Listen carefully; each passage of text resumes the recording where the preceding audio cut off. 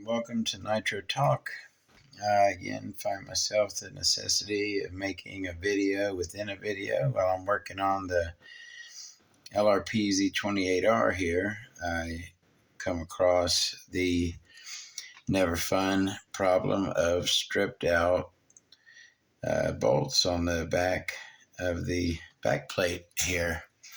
So I figured I would do a quick stripped screw removal video. Now, I'm going to be using the old Dremel in this video. So the very first thing I'm going to say is always wear your eye protection when you are using your Dremel. I will admit, I used to be that guy who thought it was cool and manly to do dangerous stuff, and you live and you learn, and you come to find out that that's ignorant thinking, and that's how you hurt yourself and others. So safety is important always when using a Dremel, especially with these. Now, I brought these out to show you. This is what I want to use, but I can't find my Easy Lock post.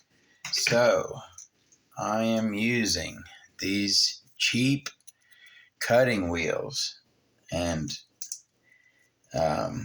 that's not a good adverb. No, not an adverb. A word that describes cheap. A word that describes another word. Adjective, right? Cheap is not a good adjective to have when talking about Dremel bits. Yeah, you're not. I should have done this. What, I put the wrong one in there? I put the wrong one in there. Well, since I put the wrong one in there, I can do it how you're supposed to. All right, let me get my Dremel put together here, and we'll get slotting here one of these days. What we're going to do is slot those bolts for flathead so that we can remove them with a flathead screwdriver. That is my favorite method for removing of stripped bolts. The only thing is you need to be really careful so as not to damage the back plate. You can very easily, when doing this, nick your whatever the screw is in. When you're doing this, you can damage it. So just be careful. This thing is old and rusty. All right, so we've got our bit in there, and we're going to tighten. All right, so we have our cutoff wheel installed. We have the Dremel nice and tight. We have the screw holding the cutoff wheel on very tight. And so now we're going to slot these screws. Now, a little thing I like to do, especially with these cutoff wheels, is before I start using it, I will put it in a place where if it were to shatter and fly away, it would not hit me. And I give it a spin. Go ahead and spool it up a little bit.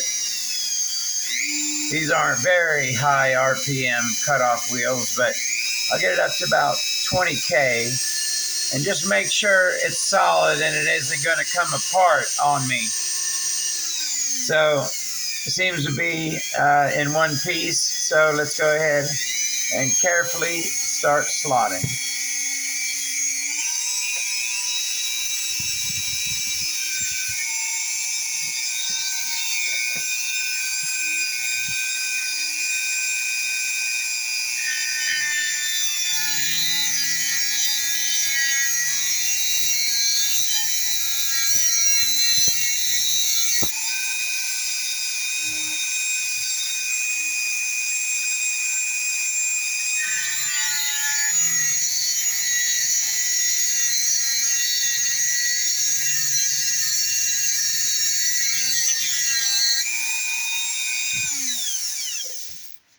So we've got a couple. That one is kind of off center, but should work. Let's go ahead and see if our slots are good enough to unscrew.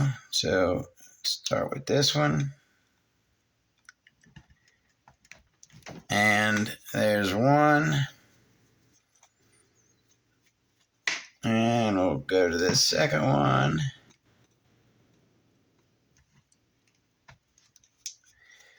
And there is two bolts out. Did I? Nah, I don't think that. I don't. If I did nick it, it was very, very light. There's multiple scratches there already. I don't believe I did nick it. But that is slotting screws to remove them from a back plate or anything with a cutoff wheel on a Dremel. And always wear your eye protection. Have a good one. See you next time.